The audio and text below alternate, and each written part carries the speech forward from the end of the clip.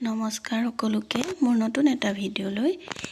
দেখিছেনে আজি ভাবিছোঁ আমলখি আচাৰ বনাম বুলি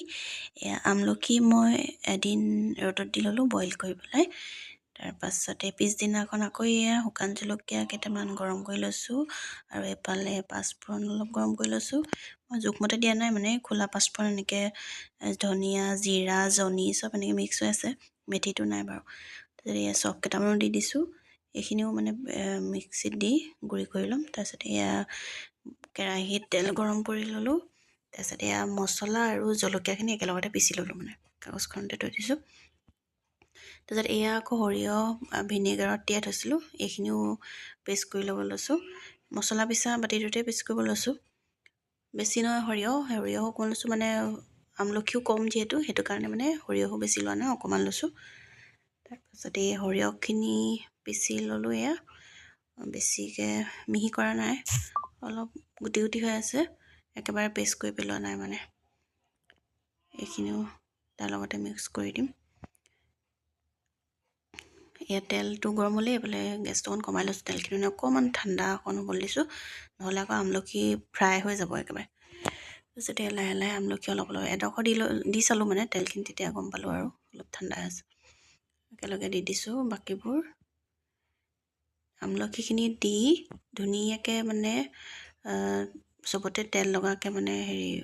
উকনীয়াই থাকিব লাগিব যাতে চবতে তেলখিনি লাগি যায় আৰু আমলখিখিনি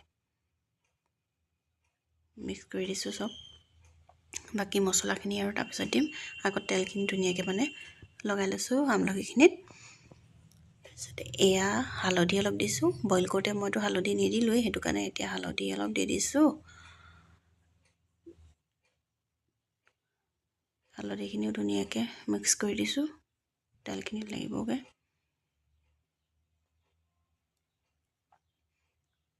তাৰপাছত নিমখ অলপ দিছোঁ বইল কৰোঁতে অলপ নিমখ দিছিলোঁৱেই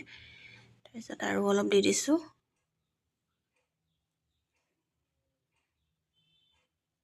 নিমখটো ভালকৈ মিক্স কৰি লৈছোঁ তাৰপিছত বাকী মছলাখিনি দিয়া হ'ব গেছটো মই একদম কমাই থৈছোঁ আকৌ দেই তাৰপাছত মছলাখিনি দি দিছোঁ জলকীয়া গুড়ি আৰু মছলা যিখিনি গুড়ি বনাই থৈছিলোঁ সেইখিনি দি ধুনীয়াকৈ মিক্স কৰি দিম আৰু দি দিছোঁ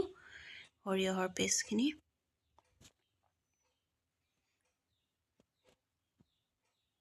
সৰিয়হৰ পেষ্ট দি ধুনীয়াকৈ এইখিনি লৰাই লৈছোঁ আৰু অকণমান বাতিটোত ভিনেগাৰ মিক্স কৰি আৰু সেইকণো দি দিছোঁ আৰু অলপ ভিনেগাৰ দিলোঁ এতিয়া ধুনীয়াকৈ লৰাই মেলি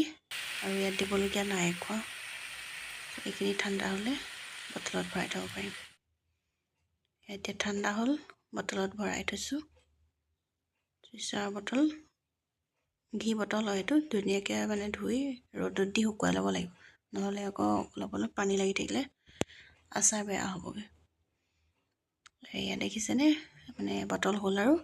তাৰ ওপৰত আকৌ গৰম কৰি তেল অকণ দি দিছোঁ